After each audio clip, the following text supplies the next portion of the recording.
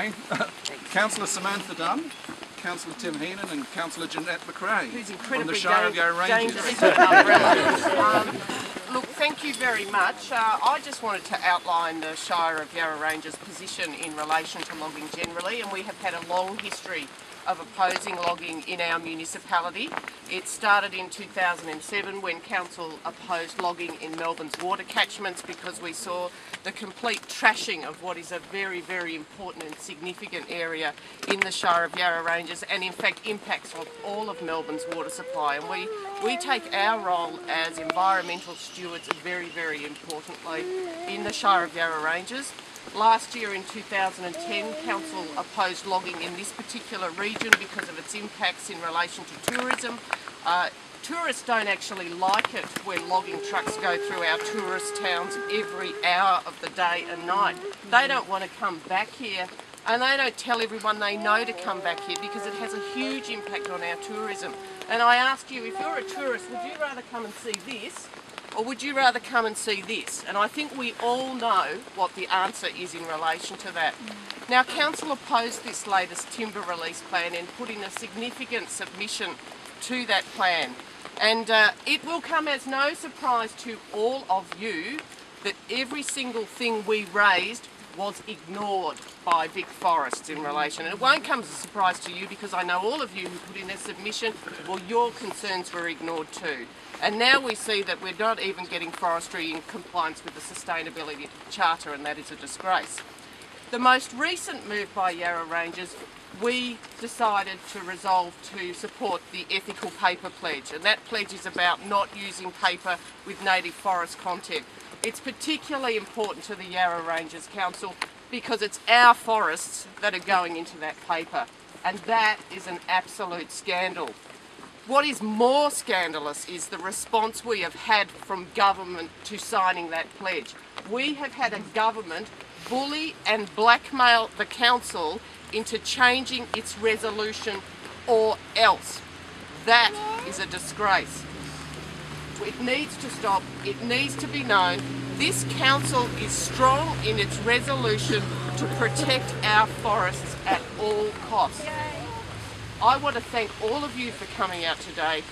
It reinforces what we already know as a council, that the community wants logging to stop in our shire. So I appreciate you coming out, and I think, Jeanette, you wanted to say something, so go ahead. Mine's going to be a lot shorter. Sorry. I take very seriously my role as an elected community representative, and part of Toolangi is part of my area, only a small part. But just picking up on what Samantha said, you know, we've got people here, we've got young children, we've got mums, we've got dads, we've got grandparents. We all value what's precious to our community, and this is what our community is about. A lot of the shire is surrounded by forests, and we are regarded as the lungs of Melbourne. If we destroy the lungs of Melbourne, what future is there for our children and our grandchildren? I suppose what really makes me cry, because I do find it quite distressing, is that when we see this absolute destruction, what is it replaced with? If Vic Forests actually get around to rehabilitating, we end up with a monoculture. What happens to all the beautiful tree ferns? What happens to the whole biodiversity of that area? It's gone. What happens to the fauna? You know, it makes you cry. It really does. And particularly when there is enough reports out there that says that there is enough plantation timber to provide the paper pulp. You know, that is what makes it just like my heart cries, you know, and I know speaking to Indigenous and Aboriginal people in my communities, their heart cries too. And I think that the government needs to listen to that. Thanks. Hey. Ladies and gentlemen, I'll be short as well. My message is one that I would say to all Victorian people. We need to be very shameful of what's happening here, and has happened in many other places in Victoria in recent times. There is no one within this state or in this country that can justify this when we know very well that nearly 90% of it is going to wood chip or being cut length to size and going inside a container to go over to China to be processed. I have never seen anything more stupid in all my life. They talk about saving jobs, but they're not saving jobs if they're sending the logs in containers on ships to another country in the world. If we keep doing this, we will have no biodiversity left. And if we have no biodiversity left, we've got no jobs on a dead planet. That was a piece of graffiti on the side of a railway viaduct that I saw in Collingwood in 1972. I didn't fully understand it, but I do now. And everybody needs to understand that. There are no jobs on a dead planet. We cannot keep raping what we're doing here.